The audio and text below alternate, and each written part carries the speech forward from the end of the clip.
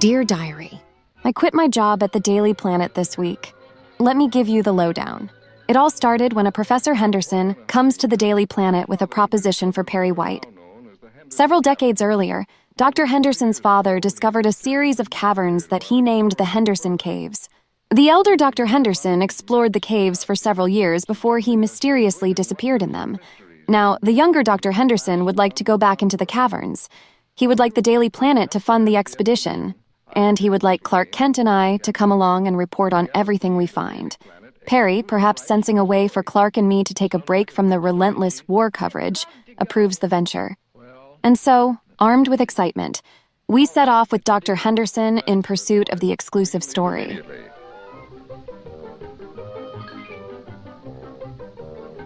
Days later, we find ourselves at the entrance of the Henderson Caves, ready for a spelunking expedition. We began our journey by packing explosive cases onto rowboats. The only way in is by boat, as the caverns are part of a vast underground river system. Dr. Henderson and I take the first boat, and Clark follows suit. Little did we know the twists and turns that awaited us. I made sure to pack enough Kodachrome film for this expedition, not knowing what to expect.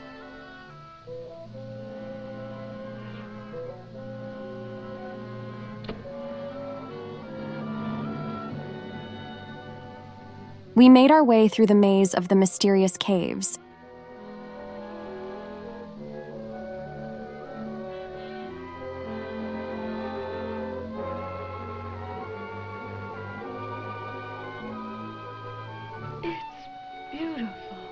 According to the map, this next grotto is the furthest any man has ever been. Is that to be our side? That's right.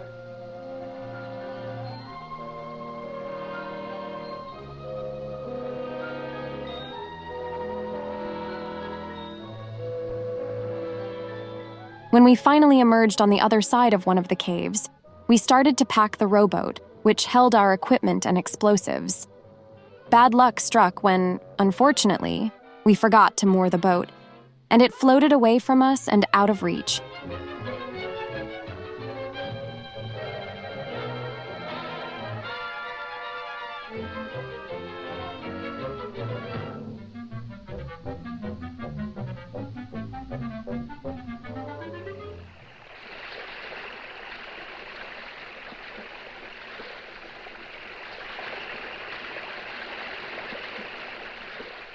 The dynamite. The boat continued to drift away and vanished behind a waterfall, and an accidental explosion reverberated through the caverns. In my heart of hearts, I knew that Clark, who was still on his way, heard the commotion and sensed that we were in trouble.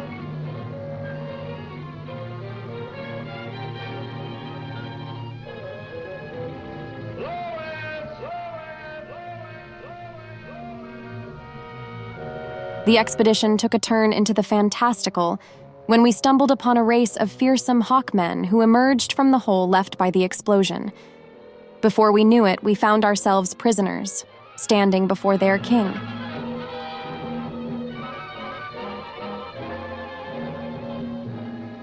Look at the statue above his head.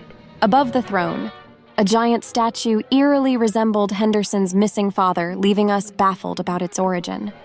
Is that... Yes, my father. But what would they be doing with a statue of him?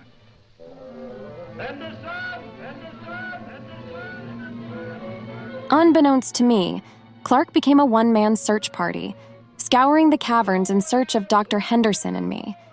Navigating the twisting passages, he called out our names, his voice echoing in the hope of receiving a response.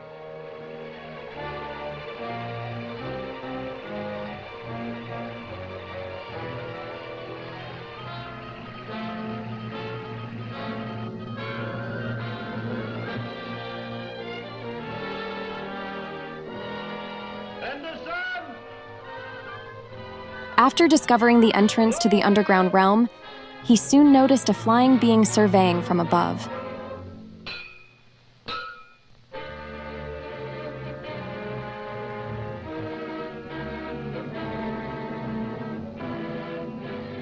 Clark hid from view as a kettle of hawks flew high above on patrol in the heavens of the underground world.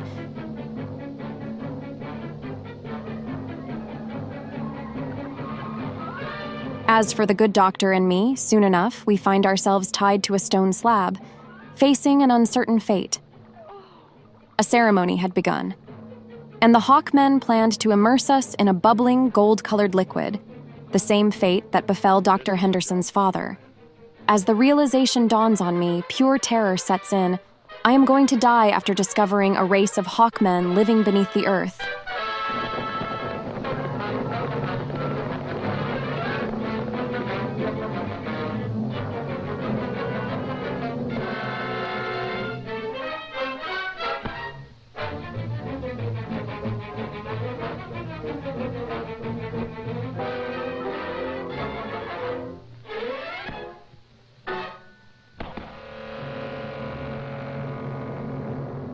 But alas, the investigative reporter in me took over, and I knew that Clark would save me. In 3, 2, 1. And there it was, dear diary. Superman in all his glory, saving me once again in the nick of time, in the most unexpected place, a place where he isn't supposed to be at all. With a multitude of Hawkmen in pursuit and on a warpath, Superman used a grenade to seal the entrance to their world, as well as ours. Newsflash. I decided to part ways with the Daily Planet. Upon returning to the newsroom with a manuscript chronicling our extraordinary adventure, Perry, in an act of disbelief, declared, "No one would ever believe it." The irony of his statement didn't escape me, considering our daily coverage of a superhuman alien defying the laws of reality. Superman. Despite the photo proof from our expedition, Perry White resorted to burning the manuscript, extinguishing the extraordinary truth I had uncovered. I am done. Until the next adventure in life, yours, Lois Lane.